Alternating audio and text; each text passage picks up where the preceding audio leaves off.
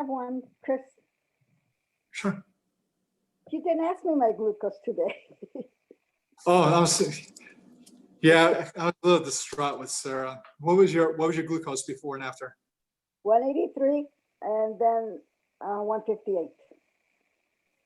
You had a stressful day today? A little.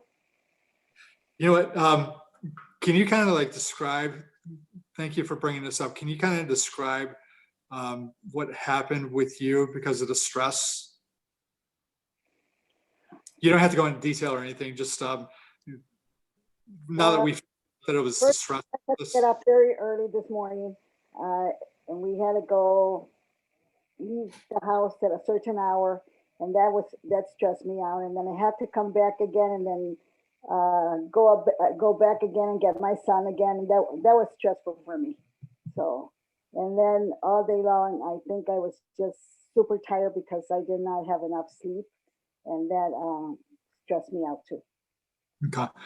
So as I was telling another member in the group a couple of days ago, stress is it's causing metabolic problems as well, and it does cause type 2 diabetes because of insulin having to be produced all the time to get the energy that stress releases into the cells. So stress is a big thing that we need to focus on. I know another member in this group. I'm trying to walk a fine line because I talk too much and I elaborate other people's personal stuff, and I don't want to cross that boundary. So I'm just saying members instead of people's names. So if you know who I'm talking about, if you want to jump up forward and talk, that's fine. But yeah, the stress is a huge problem. If you're not sleeping well, that's causing stress. If you're going to bed pretty late and your bedtime is sporadic, it's not constant, where you're going to bed at 10 o'clock one day and 12 o'clock the next day, then 11 o'clock and then 1 o'clock. If you keep bouncing around like that, you're throwing your body off. You're throwing your body wants a rhythm. It wants to, like everything else, it wants a rhythm where it's constant and it's sort of like on a regime. So if you go to bed at 10 o'clock every day for a while, your appetite hormones are going to start balancing out. If the appetite hormones start balancing out, then other hormones like dopamine and NPV, all these other hormones are going to start balancing out as well. All of our hormones are interconnected. So when one is off, it starts doing a domino effect and starts knocking all the other ones off. So if you correct one, then it'll start rebuilding up and getting the dominoes to stand up again. So we need to start doing things that are repetitive on a more constant basis so that we can get our bodies into a natural rhythm again. Okay, so sleep is one of them. The other thing is for the diabetics here, the new ones, if your blood sugar level is up high, do something physical, even if it's just walking. On average, you will drop about 1 milligram of glucose from your bloodstream per minute. And as Martha told me, she was 183 when we started. She was 158 at the end, and we worked out for about 25, 30 minutes. So she dropped 25 points. So that proves consistently, 90% of the time, she drops about 1 point per minute working out. And it's not just Martha, it's other members too. So it's not just an equals one scenario here. I have a question about that. I noticed that if I go to the gym and I take my blood glucose in the morning, sometimes I see a spike in elevation about an hour after. Is that common in a new diabetic, or is that just because of the stress? I mean, my cardio is a 20-minute really intense cardio, so is that too stressful for my body, or I'm really not clear. I'm hearing some words, but I'm not hearing every word. Okay. Did you tell me that your blood sugar level goes up while you're working out or before you go work out? So it'll go up an hour after I've worked out. Okay, right. The intensity level, that's why I want you guys to work out hard and get your heart rate up, be out of breath. And if you're not at that point, you're not working hard enough. I need you guys to get at that level. And from what you're describing with your cardio, you said it's pretty intense.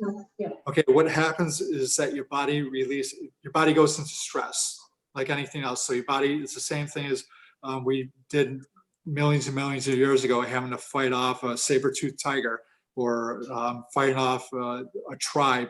Our body releases all this energy to give us the energy to either fight or run. So what happens is the fat is released from your fat cells. One of the fat molecules, your fat is made of different components. It's made of 1 glycerol and 3 fatty chain acids. Your muscles can use the fatty acids, so that's why it's released. It goes straight into the muscle. You got instant energy. The glycerol that pops off from the fatty acids goes to the liver and it produces glucose.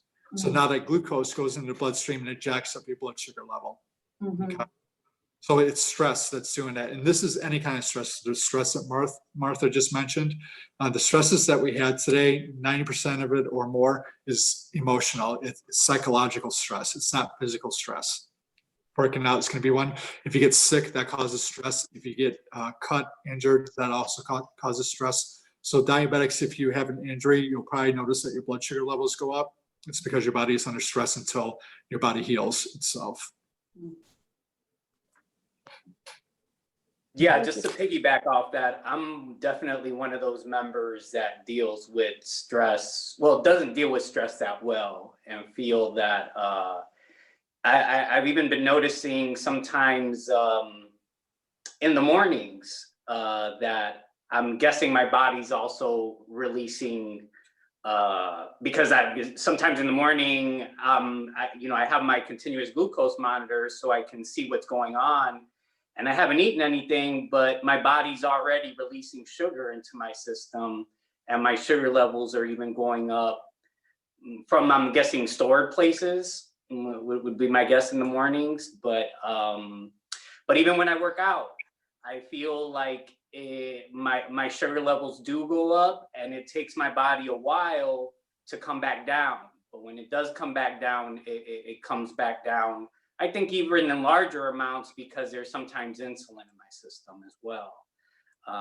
But I feel like I'm still working on my mindset and how I'm dealing with stress in various ways. But this group has also been helping me even identify all those areas. Cool. The thing that Danny mentioned, his blood sugar level goes up in the morning, even though he hasn't eaten anything. A lot of diabetics, even non-diabetics, get it. It's called Dawn's phenomenon. So what happens is that your liver dumps a ton of glucose into your system before you get up early in the morning. Initiated also with cortisol. Cortisol is sort of like the jump starter hormone in our body. That's what gets us moving. So in the morning time, your cortisol level jacks up, which releases a lot of blood sugar, and that's what gets you to get out of sleeping and to be awake and get up and start your day. Okay, it's the opposite of melatonin. And when we're stressed out, our bodies produce a lot of cortisol, and cortisol also releases estrogen. So for guys and for women, but guys, because the estrogen is being released because of the cortisol from stress, our prostates start getting enlarged, and women start getting breast cancer as well, because the tissues are pretty much the same. The prostate tissue and the breast tissue are almost identical. So estrogen is like a magnet to those glands. So stress is something we need to really focus on here.